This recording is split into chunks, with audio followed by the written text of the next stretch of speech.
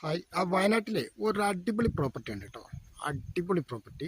3.5 acre സ്ഥലമാണ്. 3.5 acre സ്ഥലം. 3.5 ഏക്കറിൽ 1.25 ഏക്കർ കമുങ്ങാണ് കേട്ടോ. 1.25 ഏക്കർ കമുങ്ങി.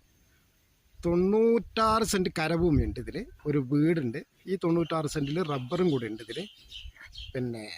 പിന്നെ വരുന്നത് ഒരു 90 സെൻറ്റിന്.